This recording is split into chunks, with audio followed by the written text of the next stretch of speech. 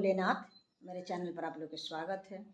ये भोले बाबा का भजन अच्छा लगे तो लाइक शेयर और सब्सक्राइब कीजिएगा, कमेंट भी करके बताइएगा। तोहरे दिहाला भोले बाबा सजना सिंदूरबा हो, ये भोले बाबा सजना सिंदूरबा हो, ये भोले बाबा तोहर दिहल गोदी के लाला नमा गे अनमा, इहो तोहरे दिहल हो। ये भोले बाबा तोहर दिहल गोदी के लाला नमा गे अनमा, इहो तोहरे दिहल हो।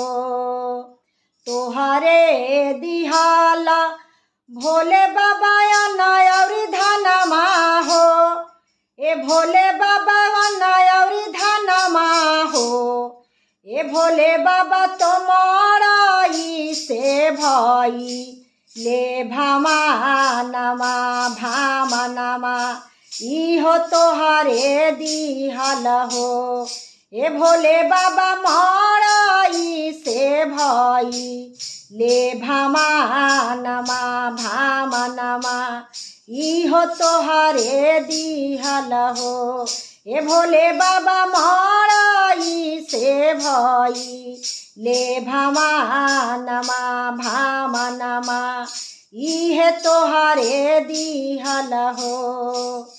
तोहरे दिहल भोले बाबा सासु गोतिनिया हो, ए भोले बाबा सासु गोतिनिया हो, ए भोले बाबा तोहर दिहल भाई से भतीजवा भतीजवा, इहे तोहरे दिहल हो।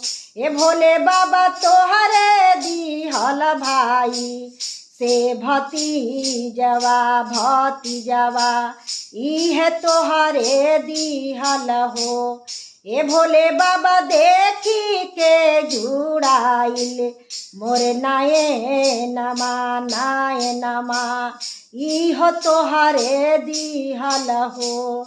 ए भोले बाबा देखी के जुड़ाइल मोरे नयनमा नयनमा, इहो तोहरे दिहल हो।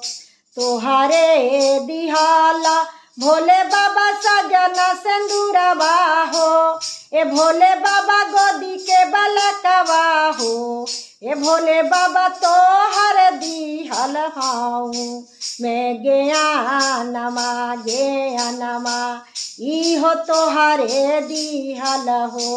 ए भोले बाबा तोहर दिहल हाऊ मैं ज्ञानमा ज्ञानमा, इहो तोहरे दिहल हो।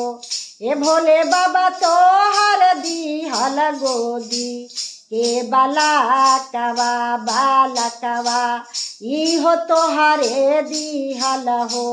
ए भोले बाबा तोहर दिहल गोदी के लाला नमा लाला नमा, इहो तोहरे दी